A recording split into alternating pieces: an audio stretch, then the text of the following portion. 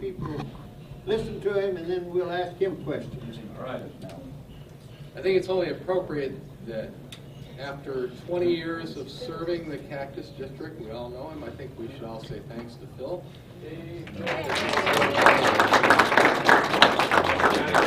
Wonderful life.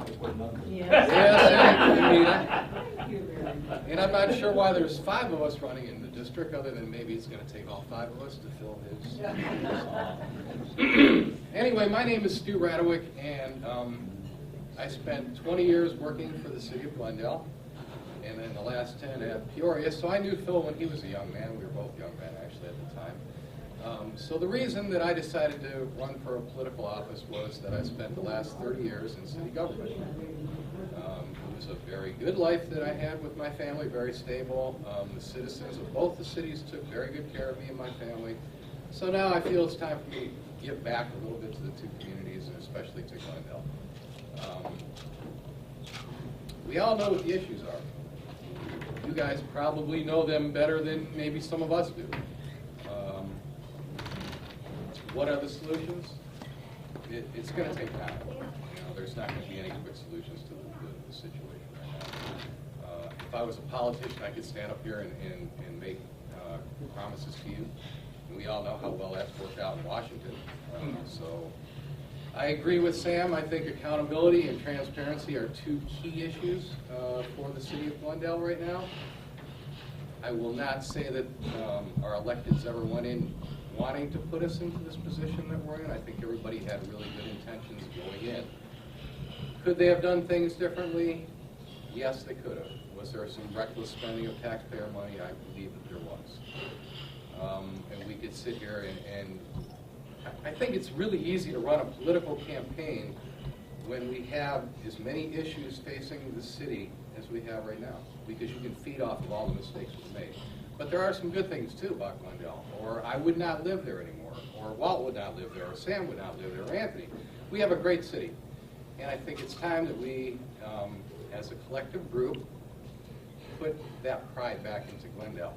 A lot of hard work is going to have to take place. How do we get our arms around the financial situation? Maybe some specific direction from the city council, some specific goals. Maybe we need to reel things in and take a look at what the citizens actually want in this city. Do we want to be the major league sports mecca of the West Valley?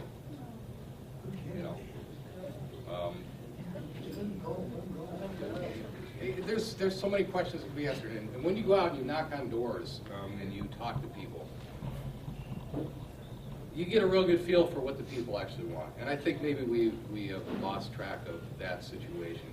Maybe that there needs to be more involvement from the community. Maybe that's not happening. If you go to council meetings, you have people that are there, the same people all the time. Art's there a lot. So it's hard as an elected to sit there and make the decisions on behalf of the people when the people maybe aren't being as vocal as they should be. So I would encourage everybody to speak up at this point.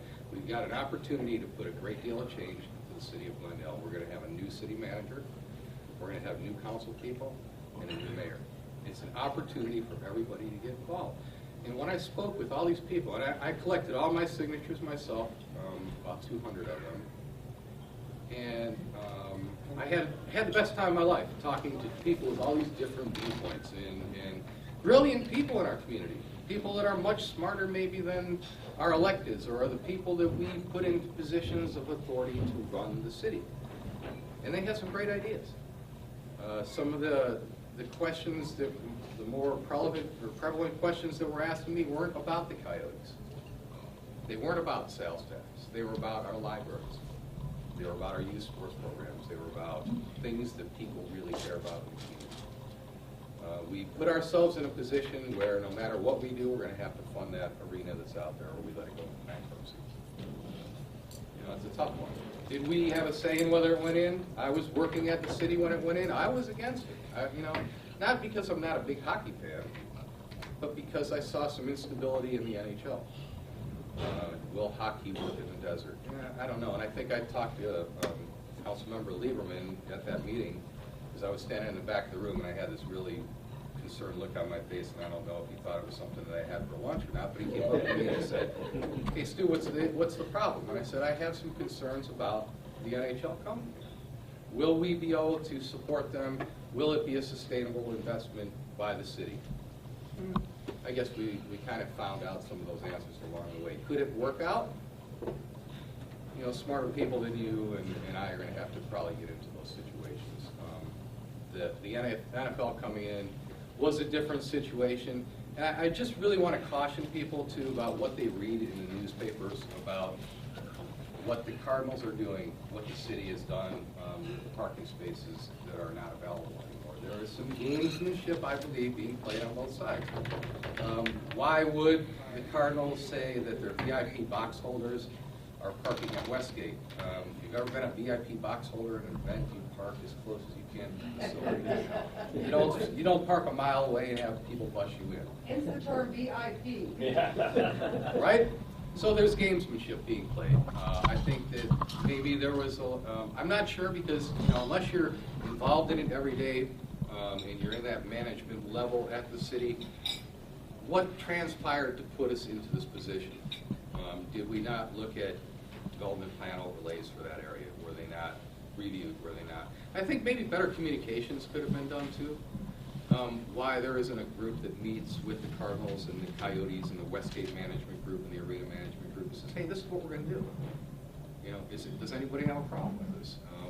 Does anybody see any issues that are and we solve issues out of court, which is where we would save tons and tons of money, right, guys? I mean, who in here wants to spend another $1 million or $2 million in taxpayer money to go back into court because somebody didn't have a conversation? And to me, it's silly. My background is in communications. So I like to talk. I have some of my family here tonight that will tell you that I love to talk. So I just think that sometimes communication, understanding between two different parties can solve some of the issues that we have. We're not all going to agree on whether the Coyotes should be here, whether we should have an arena, whether we should have a casino. Some of these things are out of our control at this point in time.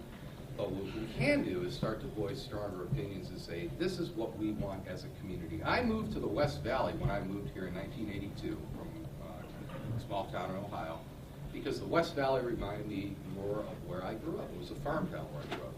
And I wanted the open space. And then when all the development started going in, Bell Road got developed, the mall went in up there, and then all the stuff on the west side, I'm like, where the hell are all the farm fields that I moved here to be around? Where are all the orchards? That's why I moved here. We didn't really have a say in that. I suppose if we had gotten together as a group, we could have gone to the city hall or city council meetings, beat our fist on the table. The mayor may have rolled her eyes at us at that point in time and made us sit down. But I would like to see some of the opinions that I've heard when I've been out on the campaign trail voiced. Thank you. I know those from television. The one question that I think was asked to me more than any was, what's wrong with you? Why do you want to run for city council when things are so I even had one guy come up and hand me a card for a therapist. Well, to me, I look at that as a challenge, and I do believe that Glendale is a great place to live. I'm raising my family here. I have a 9-year-old as well as a 30-year-old son back there. I intend to live here quite a while. I want to see this community rebound and go back to what it was 5, 10 years ago. So. Sorry. Twilight's over? Sorry. Down. So that's all I really have to say to you guys. I appreciate the opportunity to come in and talk to you tonight. Like I said, I'm not a politician. I'm not going to stand here and make promises that we're going to do quick fixes to this. We need to do a lot of hard work. That's what I intend to bring